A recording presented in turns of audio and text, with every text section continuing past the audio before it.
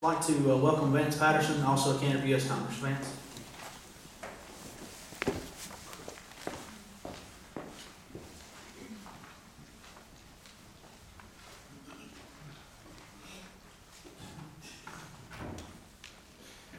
My name is Vance Patterson. I'm a neighbor of yours here in Burke County.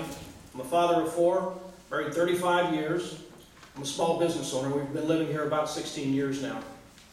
One of the questions I get asked most often is, why are the jobs I've created down in South Carolina, when my passion is to create jobs here in the 10th District? Well, back in 1989, my father and I started Patterson Fan Company. 5 years later, we made the Inc. 500 list for the 500 fastest growing companies in America at number 160. In 1994, my wife and I decided we wanted to move to a smaller community to raise our children, smaller than Columbia, so we picked out Morganton.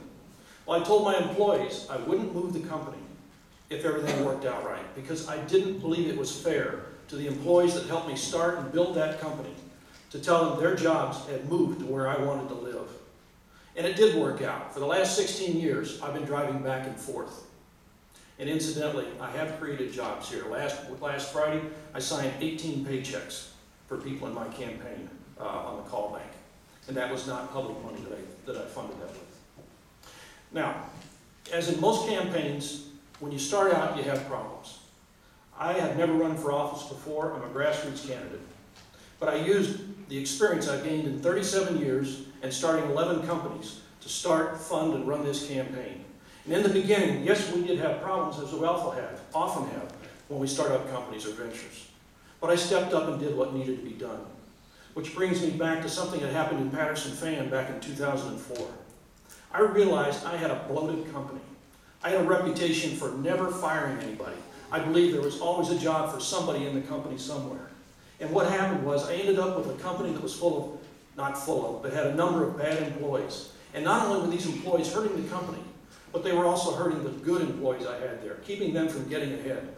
Well, finally, I stepped up and did what needed to be done. 1 minute. We actually terminated 20% or 30% of the company to take care of the good employees, and it worked well.